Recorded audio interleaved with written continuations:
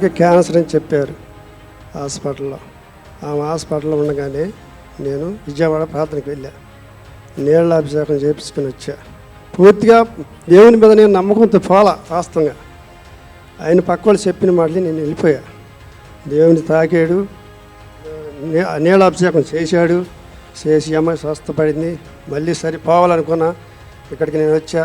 మాది అన్నవరం, నరసరాపేట, పల్నాడు జిల్లా, రంపచర్ల మండలం. మా అమ్మ తగ్గింది, మా ఆవిడకి బాగానే ఉంది. క్యాన్సర్.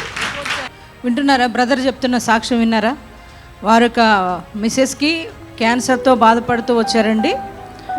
ఈ యొక్క ఆరాధన కల్వరి మార్గం గ్లోరియస్ చర్చ్లో జరిగే ఆరాధనలో మరి తన భార్యను తీసుకొని రావడం జరిగింది. చాలా బలహీన క్యాన్సర్తో ఇక్కడ అటెండ్ అవ్వడం జరిగింది. దైవజనులు మరి ఆ సహోదరి కొరకు ప్రార్థించారండి. ఆ రోజున వాటర్ అనాయింటింగ్ కూడా ఆ బిడ్డకి చేయబడింది. తైలంతో కూడా ప్రేయర్ చేశారు ఆ సహోదరి కొరకు. మరి దైవజనులు ఒకటే చెప్పారు, నీకు క్యాన్సర్ ఉండదు, ఏముండదు, దేవుడు నిన్ను ముట్టి స్వస్థపరిచారు, నువ్వు నమ్ము అని చెప్పి దైవజనులు ప్రార్థించి మరి ఆ బిడ్డను పంపడం జరిగింది. ఇప్పుడు బ్రదర్ ఇస్తున్న సాక్ష్యం ఏంటంటే తన భార్యకు క్యాన్సర్ అనే కణాలను దేవుడు తీసివేశారు.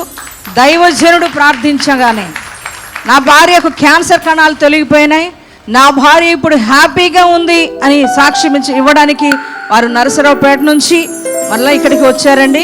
ఇప్పుడు ఎలా ఉంటుంది నాన్న, మీకు మంచిగా ఉంటుందా? క్యాన్సర్ లేదు ఇక. ఎవరు తీసేశారు? గట్టిగా చెప్పండి కూడా దేవుని మహింపరచుదాం.